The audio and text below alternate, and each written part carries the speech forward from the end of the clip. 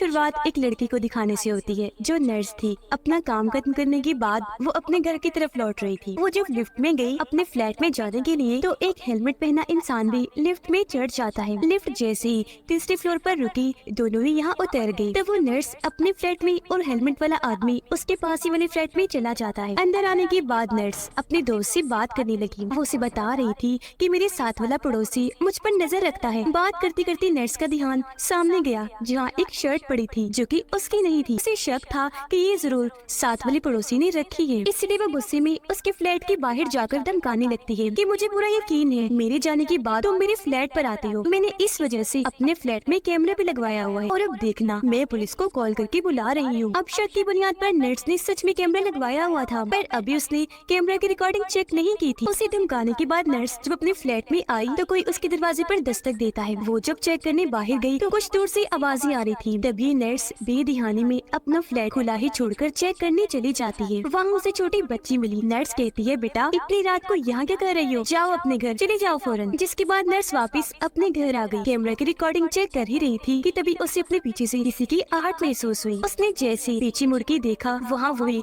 Helmet वाला इंसान खड़ा था। नर्स को देखते ही उसने अपने बैग से रॉड निकाला जिस पर खून लगा हुआ था। उसे देखकर नर्स बहुत डर गई, अपनी जगह से उठी और वहाँ से भागने की कोशिश करने लगी, लेकिन एकदम से उस हेलमेट वाले इंसान ने उसके सर पर रॉड दे मारा जिससे वो बेहोश होकर नीचे गिर जाती है। फिर वो रॉड से इतनी बार उस पर वार करता है कि जब तक वो मर नहीं जाती और फिर सर पर मार मार कर सर ही कुचल के रख देता है। अब हम एक फैमिली को देखते हैं जिनमें फैमिली के हेड का नाम था किम, उसकी वाइफ और 2 बच्चे थे, एक लड़का और एक लड़की। अब किम को एक बीमारी थी जिस वजह से उसे हल्की सी भी मैली गंदगी से एलर्जी हो जाया करती थी। गंदगी उसे जरा भी बर्दाश्त नहीं थी, इसीलिए उसे हर चीज परफेक्ट बिल्कुल साफ चाहिए थी। अब एक दिन किम के पास कॉल आती है और उसे बताया जा रहा था कि काफी वक्त से तुम्हारा सौतेला भाई लापता है। जिस आदमी ने कॉल की थी वो किम को बताता है कि आपका भाई जिस बिल्डिंग में रहता है मैं वहाँ का केयर टेकर बोल रहा हूँ और अब आप लोग आए और अपने भाई का सामान ले जाएं। फिर अगले ही दिन किम उस बिल्डिंग में पहुँच जाता है। अब ये बिल्डिंग वही थी जिसे हमने शुरुआत में देखा था। अपने बीवी बच्चों को बाहर ही छोड़कर अपने भाई के फ्लैट में जाता है उसका सामान लेने, जहाँ उसे अपने भाई के सामान से हटकर और सामान भी मिलता है, जैसे कुछ औरतों और बच्चों के कपड़े, जूते और 2 टूथब्रश। ये देखकर किम को अजीब लगा, इसीलिए वो केयर टेकर को कॉल करके पूछता है कि क्या मेरे भाई के साथ यहाँ कोई और भी रहा करता था, क्योंकि उसके फ्लैट से मुझे इस तरह का सामान मिला है। तब केयर टेकर बताता है कि नहीं, कोई भी नहीं, वो तो अकेला रहा करता था। अब मजीद जानकारी हासिल करने किम आसपास के लोगों के फ्लैट्स में जाता है। यहाँ वो एक बड़ी अजीब चीज नोटिस करता है कि हर किसी की बेल के पास अजीब तरह के निशान बने हुए हैं। इस बारे में लोगों से बात करके उसे पता चल जाता है कि ये निशान किस मकसद के लिए बनाए गए हैं। ये निशान दरअसल घर में कौन कौन रहता है इस बारे में बनाए गए हैं, यानी कितने आदमी है, कितनी औरतें और कितने बच्चे हैं। उसके भाई के फ्लैट के बाहर भी इस तरह के ये निशान बने हुए थे। बाहर गाड़ी में किम की फैमिली जब बैठी थी तो एक दुकान पर गेम देखकर बच्चे गेम खेलने की जिद करते हैं। अब क्योंकि ये नई जगह थी इसलिए उनकी मॉम उन्हें मना कर रही थी, पर जब बच्चे बात नहीं मानते तो वो जाने देती है और खुद अपनी मॉम से कॉल करने लग जाती है। अब कॉल काटने के बाद जब उसने बाहर देखा तो बच्चे वहाँ से गायब हो चुके थे। वो बहुत घबरा गई, जल्दी से बाहर आकर हर जगह अपने बच्चों को ढूंढने लगती है। उन्हें ढूंढते हुए जब वो अपनी गाड़ी के पास आती है तो देखती है कि बच्चे एक पागल आदमी के साथ उनकी ही गाड़ी में बंद हैं। वो गुस्से में उस आदमी को गाड़ी से बाहर आने का कह रही थी, लेकिन वो तो उससे बहस करने लगा। उसे परेशान देखकर एक पड़ोसी औरत यहाँ पर आई जिसका नाम जूही था और वो उसके साथ मिलकर उस पागल आदमी को गाड़ी से भगा देती है। इतनी ही देर में यहाँ किम भी आ चुका था और जब वो देखता है कि इस औरत जूही ने मेरी फैमिली को बचाया है तो वो उसका शुक्रिया अदा करता है। अब जूही इस फैमिली को अपने फ्लैट में लेकर जाती है और इन्हें कॉफी पिलाती है। वो किम से पूछती है कि आप लोग तो काफी पैसे वाले बड़े लोग लगते हो, तो यहाँ इस तरह की जगह पर क्या करने आए हो? तब किम बताता है कि इस बिल्डिंग के एक फ्लैट में मेरा भाई रहता है। अब किम के भाई का नाम सुनकर जूही इनके साथ अचानक ही अजीब सा बर्ताव करने लगती है और जबरदस्ती इन्हें अपने घर से निकालने लगी। हालांकि किम उससे बात करने की कोशिश भी करता है कि क्या हुआ, कोई मसला है, आप अचानक हमसे ऐसा बर्ताव क्यों करने लगी? तब वो बस इतना ही कहती है कि आप अपने भाई को समझाएं, क्योंकि वो मुझ पर और मेरी बेटी पर नजर रखता है, हमें बहुत परेशान करता है। अपने भाई के बारे में इस तरह की बातें सुनकर किम फैसला करता है कि मैं कुछ दिन अपने भाई के फ्लैट में ही रहूंगा ताकि सच्चाई जान सकूं। वो अपने बच्चों को अपनी वाइफ के साथ घर भेज देता है। कुछ देर के बाद हम उसे अपने भाई के फ्लैट के वॉशरूम में देखते हैं। अचानक ही उसे अजीब सी आवाज आई। वो जब चेक करने बाहर आया तो वहाँ कोई भी नहीं था। उसे अजीब लगा। कॉल करने के लिए वो जैसे अपना कोड चेक करने लगा तो देखता है कि मोबाइल वहाँ से गायब है। वो सोचता है कि मेन दरवाजा तो लॉक है, फिर अंदर कौन कहाँ से आया होगा जिसने मेरा मोबाइल चुरा लिया। इस सोच के साथ वो पूरे फ्लैट को चेक करने लगा, जहाँ तभी उसे एक एक खुफिया रास्ता मिल जाता है। उस रास्ते में जब वो गया तो नर्स के फ्लैट में आ जाता है, जिससे हम समझ पाए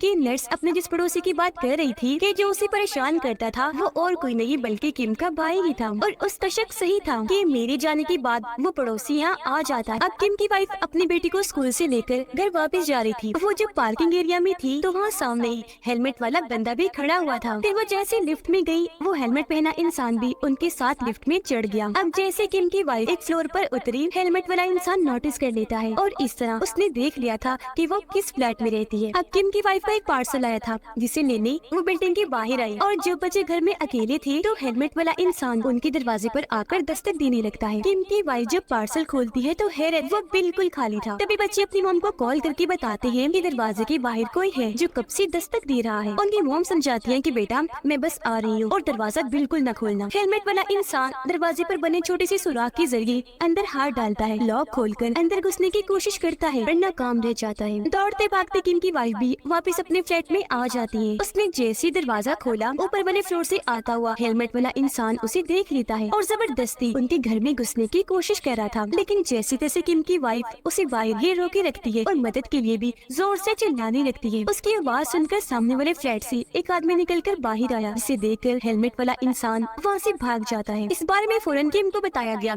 वो भी आ गया और जब पुलिस यहाँ आई तो बिल्डिंग के कैमरास को चेक किया गया, जिससे पता चला कि वो हेलमेट वाला आदमी बस किम की वाइफ का ही पीछे कर रहा था और किसी को उसने देखा तक नहीं। ये जानकर किम को हैरत हुई और वो पुलिस को कहता है कि अगर ऐसा है तो मेरे ख्याल से वो हेलमेट वाला इंसान मेरा सुतेला भाई ही है। इसके बाद किम अपने वकील के पास गया और इनकी बातों से हमें पता चला कि वो सुतेले भाई कैसे थे। दरअसल उसके सुतेले भाई की मॉम डैड ने किम को गोद लिया था और हैरान करने वाली बात ये थी कि उसके मॉम डैड ने अपने बेटे की बजाय अपनी सारी जायदाद किम के नाम कर दी थी, जबकि उसके सुतेले भाई को कुछ न मिला। हालांकि वो अपने मॉम डैड का असली बेटा था। अब उसके डैड ने ऐसा इसलिए किया क्योंकि जब किम और उसका सुतेला भाई छोटे थे तो उसके भाई पर ये इल्जाम लगा था कि उसने एक लड़की के साथ बुरा सलूक किया। अब यहाँ किम जानता था कि मेरा भाई बेकसूर है, लेकिन फिर भी वो झूठ बोल देता है कि हाँ इसके ऊपर जो इल्जाम लगा है वो सच है। सच में इसने उस लड़की के साथ बुरा सलूक किया था। अब किम ने ऐसा इसलिए किया क्योंकि उसके सौतेले भाई को एक बीमारी थी जिस वजह से उसके जिल्द पर लाल निशान बन जाया करते थे और क्योंकि किम को भी ये मसला था कि उसे गंदगी इस तरह की चीजें पसंद नहीं थी, इसीलिए वो अपने भाई को पसंद नहीं करता था और उसने झूठ बोला। और बस तभी से उसके डैड भी उस पर गुस्सा रहने लगे थे। उन्होंने उसे घर से भी निकाल दिया था और यही वजह थी कि उसके नाम कोई जायदाद भी नहीं लगाई। तो किम को लगता है कि ये सब मेरा भाई मुझसे अपना बदला लेने के लिए कर रहा है, मेरी फैमिली को परेशान करके। वकील से मिलने के बाद वो वापस अपने फ्लैट में आ गया। देखता है कि किसी ने उसके बेल पर भी वही निशान बना दिए थे जैसे उसके भाई के फ्लैट के बाहर में बने हुए थे। यानी कि घर में कितने मर्द, औरतें और बच्चे रहते हैं। किम पूरी बिल्डिंग को चेक करता है जहाँ सभी के दरवाजे पर इस तरह के निशान बने थे। किम की वाइफ स्कूल गई अपने बच्चों को लेने के लिए, जहाँ वो अपने बेटे को तो ले लेती है, लेकिन बेटे के बारे में पता चला कि वो तो कब से स्कूल से जा चुका है। बिल्डिंग के कैमरा को चेक करती है जहाँ उन्हें पता चला कि उनका बेटा पार्क में खेल रहा है। पर मुसीबत थी क्योंकि वो हेलमेट वाला इंसान भी वहाँ पार्क में मौजूद था। इस बारे में वो जल्दी से किम को बताती है और ये दोनों जल्दी से पार्क में चली जाती है। इस बार किम उसे पकड़ने में कामयाब रहता है, उसे काफी मारता भी है, लेकिन जब वो उसका हेलमेट उतारता है तो पता चला कि ये उसका भाई नहीं है बल्कि कोई और ही लड़का है। सारे हालात की वजह से किम काफी परेशान हो गया था। वो एक स्टिक लेकर अपने भाई के फ्लैट में जाता है, पर जब भी वहाँ पहुँचा तो वहाँ कोई भी नहीं था। परेशान होकर वो वापस अपनी गाड़ी में आकर बैठ जाता है कि तभी उसे हेलमेट पहना एक और इंसान मिलता है जो सामने वाली दुकान में जा रहा था, जिसका पीछा वो करने लगा था। उस हेलमेट वाले इंसान को पता चल गया था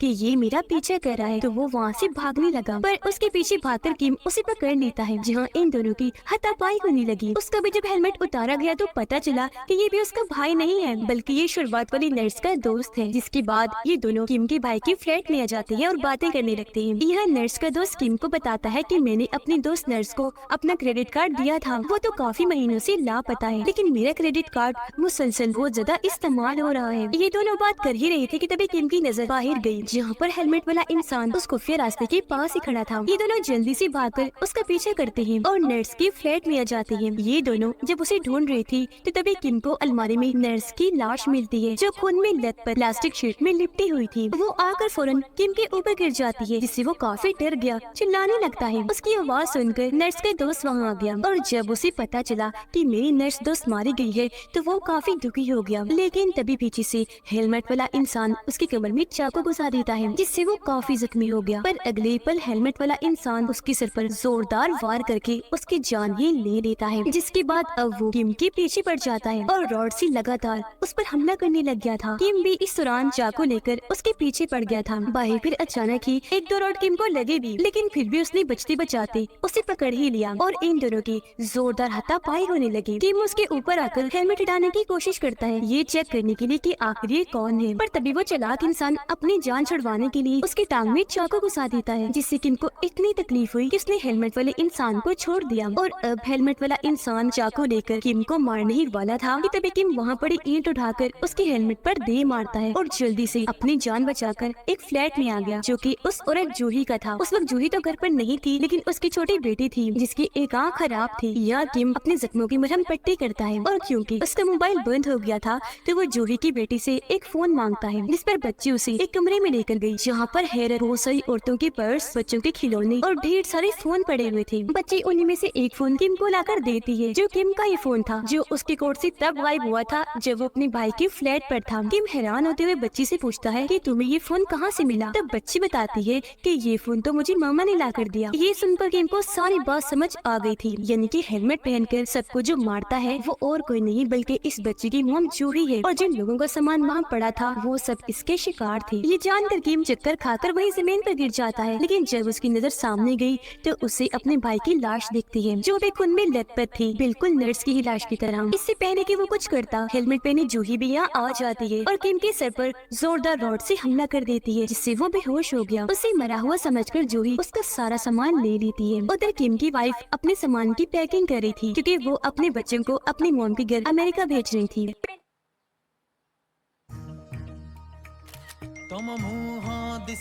अरे एते गुडे लाइट्स, किंतु मु तो पोज देई नथिले कि मेकअप करि नथिले। काहे ना मिनी तमे तो बिना मेकअप रे ग्लो करूछ। पेरिस से अच्छी 100% बेसिक ग्लिसरीन। ये दिए मुह को नो मेकअप ग्लो एबे मात्र 22 टंका रे। बिल्डिंग के बाहर हम जूही को देखते हैं, जो अपनी बेटी के साथ किम की वाइफ के फ्लैट में ही जा रही थी। गाड़ी में बैठकर किम की वाइफ को याद आता है कि मैं तो दवाइयाँ लेना भूल ही गई, तो इसलिए वो दवाइयाँ लेने वापस से फ्लैट में आ गई। दवाइयाँ लेकर वो जाने ही वाली थी कि तभी उसके पास किम की कॉल आई, क्योंकि वो जिंदा था, उस वक्त बस बेहोश हुआ था। वो अपनी वाइफ को सारी सच्चाई बता देता है कि वो हेलमेट पहना इंसान कोई आदमी नहीं बल्कि औरत है, और वो भी और कोई नहीं बल्कि जूही है। इसलिए तुम जल्दी से फ्लैट खाली करके फौरन वहाँ से निकलो, क्योंकि वो वहाँ ही आती होगी। अब इससे पहले कि उसकी वाइफ वहाँ से भाग पाती, जूही वहाँ आकर रॉड से उस पर वार करके बेहोश कर देती है। फिर जूही जाती है पार्किंग एरिया में, जहाँ गाड़ी में उनके बच्चे बैठे थे। वो बच्चों को दरवाजा खोलने का कहती है, पर वो समझदार थी, दरवाजा नहीं खोलते। जूही को याद आता है कि गाड़ी की चाबी तो मेरे पास है, जो उसने किम को बेहोश करने की बाद ले ली थी, जिसकी मदद से वो गाड़ी खोलकर अंदर घुस आई और बच्चों को भी मारने की कोशिश करती है। लेकिन बच्चे बड़ी चालाकी से गाड़ी से निकल जाती है और वहाँ से भागने लगते हैं। किम भी पार्किंग एरिया में आ गया था, पर वो ज्यादा तेज नहीं भाग सकता था, क्योंकि उसकी टांग पर चोट लगी हुई थी। दोनों बच्चे जूही से बचते हुए पहले ही अपने फ्लैट में आ चुके थे, पर वो भी पीछा करते करते अंदर घुस ही आई थी। थोड़ी ही देर में किम भी फ्लैट में आ जाता है। इससे पहले कि अपने बच्चों तक पहुंच पाता, रॉड से जूही उस पर हमला कर देती है। वो फिर उसके ऊपर चढ़ गई, जगह जगह उसे इतना देकर मारती है